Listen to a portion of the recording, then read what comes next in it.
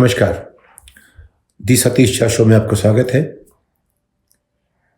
आज खबर आई है एक अखबार के मार्फत कि आर्यन खान केस में ऐसी कोई वजह नहीं थी कि उनको गिरफ्तार किया जा सके। उसका कोई अभी तक सबूत नहीं मिला है जिससे कि ऐसा होना चाहिए था। यह खबर छपी है एक दिल्ली के अखबार में, हिंदुस्तान टाइम्स में, और इसमें हवाला दिया गया उन लोगों का जो सामने नहीं आ सकते तमाम वजहों से, क्योंकि अभी तहकीकात पूरी नहीं हुई है, जांच पूरी नहीं हुई है। ये वाकया अक्टूबर का है। आप गिन लीजिए, तब से आज 5 महीने हो गए हैं। 5 महीनों में एक छोटी सी बात कि एक व्यक्ति को भारत सरकार की एक एजेंसी ने बिना किसी सबूत के गिरफ्तार किया। उसकी मीडिया में लीक की गई रिपोर्ट और उसकी तमाम देश में छीछा-लेदर हुई, और वो लोग जो चाहते हैं कि एक ख़ास समुदाय के ख़िलाफ़ जो भी हो उसको रिपोर्ट किया जाए और उनको नीचा दिखाया जाए, उनके ख़िलाफ़ माहौल बनाया जाए, वो सभी मीडिया वालों को कहा गया। और ये बात करीब 20, 22, 25 दिन तक चलती रही और लोगों के दिमाग में आर्यन खान अपने आप में एक तरह से अपराधी मान लिए गए थे। लेकिन किसी भी कोर्ट को कोई सबूत नहीं मिला, उनको बेल दी गई। बहुत सारे सवाल खड़े हुए और आज जो तहकीकात हो रही है उसमें भी इतनी कोशिश करने के बाद भी सरकार को ऐसा कोई सबूत नहीं मिला है।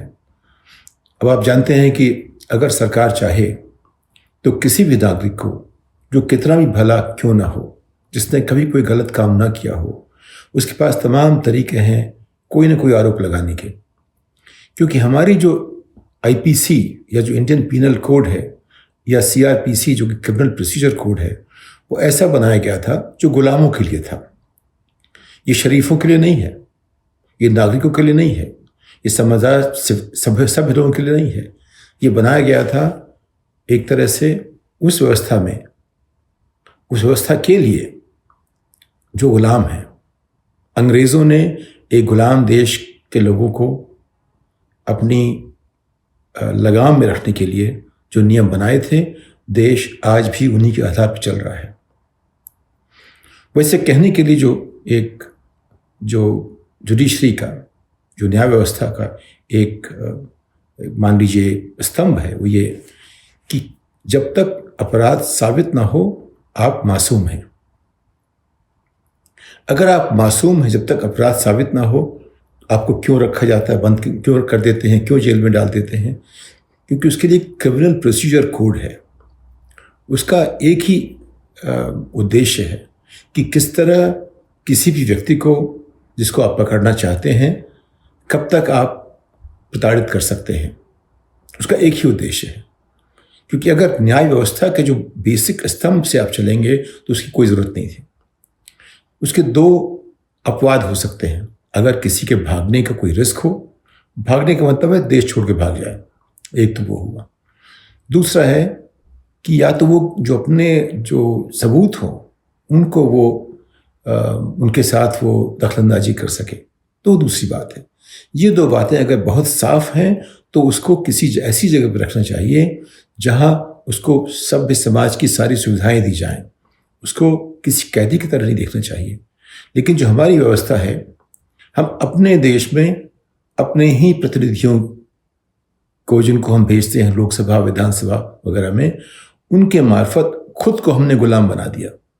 क्योंकि हमारी आईपीसी और सीआरपीसी बेसिकली गुलामों के लिए बनी थी और इस पर पिछले 75 साल में तमाम चर्चा हुई है, तमाम बैठकें हुई हैं, इसको बदला नहीं गया है। इसको अगर सभ्य समाज की दृष्टि से देखना शुरू करें तो हम एक नया आईपीसी बनाएंगे जो उसमें भारतीय नागरिक को पूरे आदर के साथ देखा जाएगा, और तब जो गलती करते हैं उनको गलती के लिए जो भी उचित सजा होनी चाहिए वो होगी। लेकिन हर बात के लिए अगर आप उसमें एफआईआर, तो ठीक है, एफआईआर तो छोटी चीज़ होती है, उसका मतलब होता है पहला जो विवरण है किसी भी घटना का। लेकिन एफआईआर का नाम हमारे देश में क्या हो गया, एक हवा बन गया है, क्योंकि इसका मतलब होता है कि आपको प्रताड़ित करने के सारी जो लगाम है सरकार के हाथ में दी जाती है। एक जो छोटा सा मुलाजिम है वो लॉ एनफोर्समेंट का कांस्टेबल है, वो आपको तंग कर सकता है। उस पर जो पूरा सिस्टम बना हुआ है, जो साधन वाले हैं उनको परेशानी नहीं होती। जो बिना साधन के लोग हैं उनको जैसे चाहे वैसे आप तंग कर सकते हैं। लेकिन आर्यन खान, वो उनका नाम देश में इसलिए है कि उनके माता पिता बहुत ही नामी ग्रामी लोग हैं, जिन्होंने देश में आशा फैलाई, उम्मीदें फैलाई, फिल्मों से आपको मनोरंजन दिया। मैं मानता हूँ, मेरी अपनी समझ है, बॉलीवुड के बिना हमारा देश शायद कहीं चरमरा रहा होता, क्योंकि बॉलीवुड ने जो हमें संगीत दिए, जो सपने दिए, उन सपनों ने हमारी गरीबी को, उसकी जो दुख दर्द हैं, उन सबको कम कर दिया। उस बॉलीवुड से रिश्ता है आर्यन खान का, जिनके पिताजी हैं शाहरुख खान।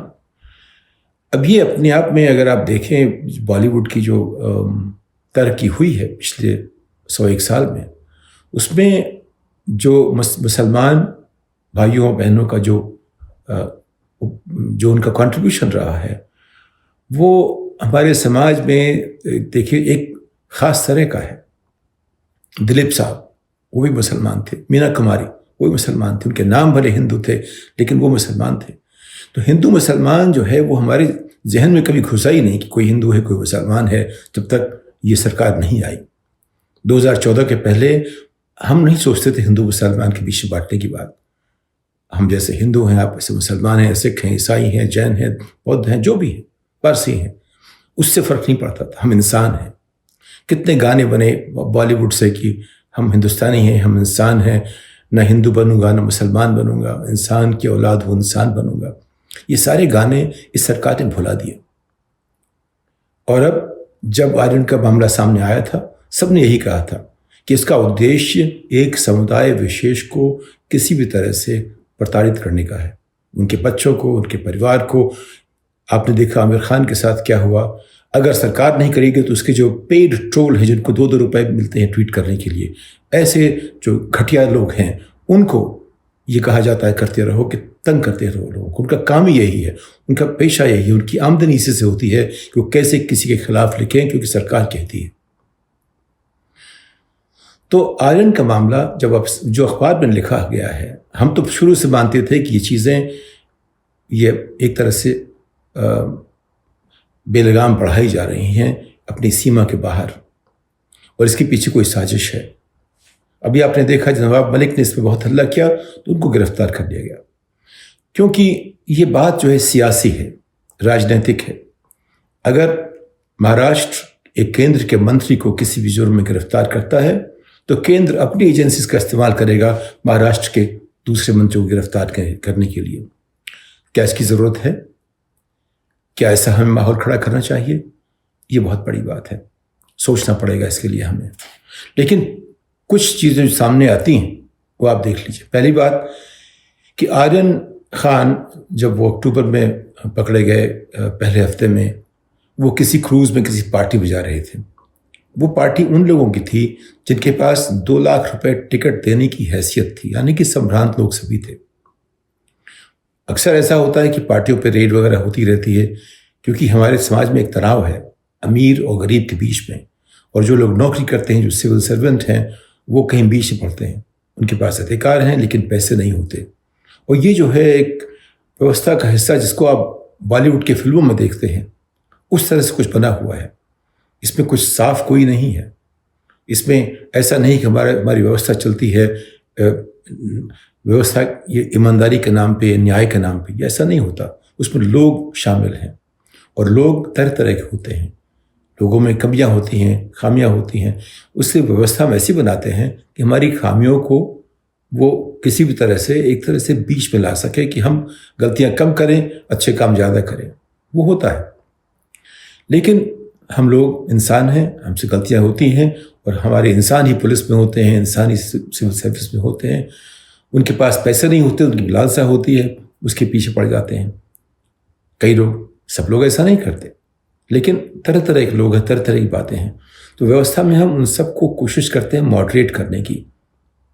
तो इन लोगों ने जो है ऐसी पार्टी पे हमला किया उनका। लेकिन मेरा मानना है, अगर आप कायदे से देखें तो वो उनको मालूम होता है कि उनमें कौन कौन जाने वाला है, उनको पूरी सूचना रहती है।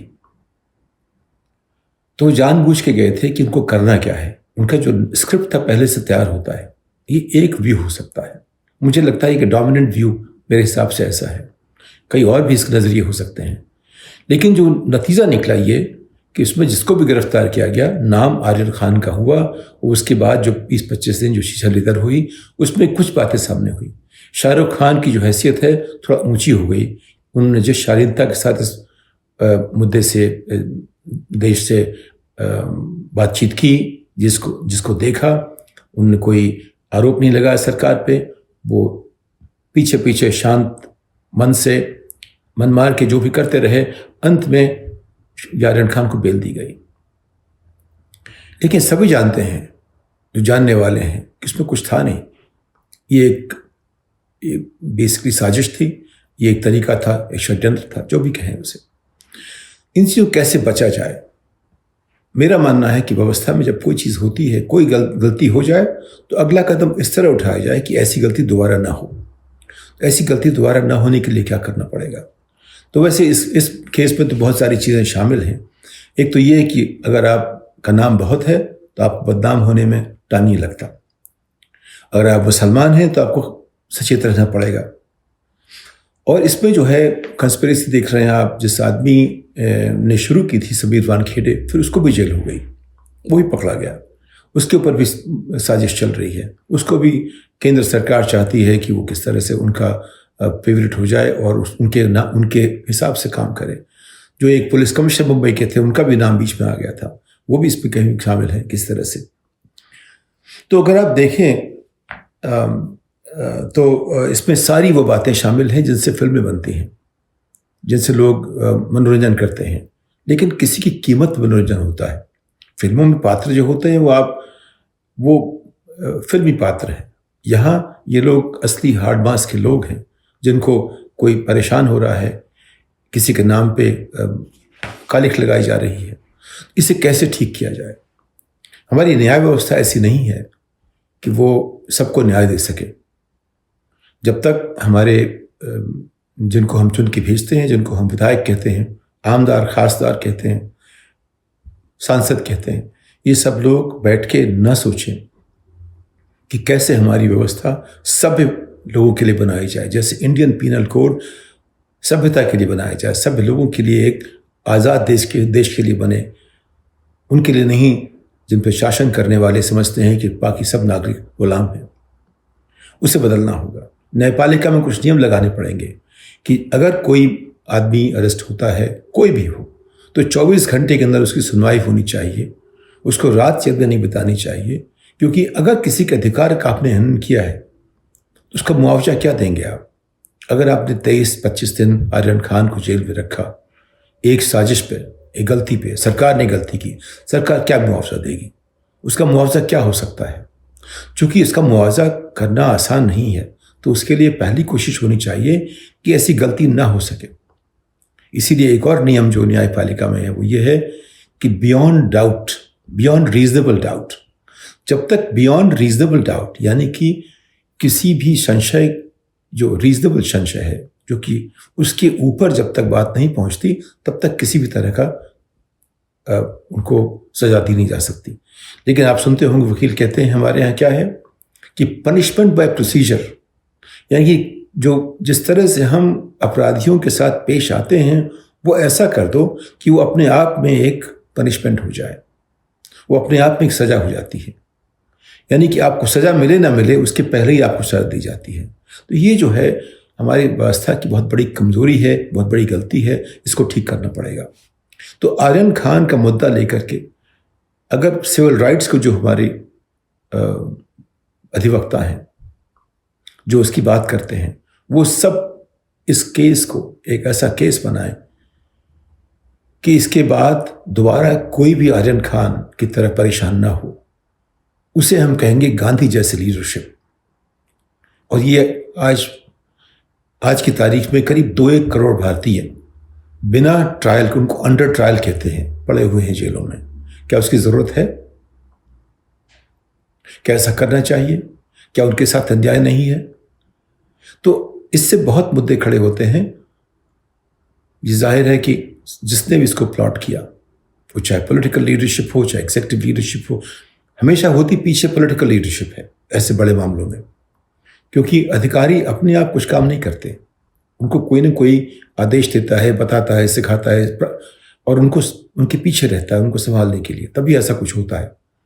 तो बात चाहे एक नागरिक की हो, लेकिन अब इसमें बॉलीवुड की कितनी फिल्मों की जो कितने हिस्से इसमें शामिल हैं, वो तो कभी शायद कोई इन्वेस्टिगेटिव जर्नलिस्ट बैठ के लिखेगा। लेकिन तब तक ये समझ लीजिए कि जो भी हुआ उसके पीछे एक साजिश थी, ऐसा लगता है। हम किसी बात पे ये नहीं कह सकते कि यही सही है, क्योंकि आज हम लोग सत्योपरांत समाज में रहते हैं जहाँ सच ढूंढना बड़ा मुश्किल है। इस बात के साथ अगली पायदान तक आपसे विदा लेता हूँ। नमस्कार।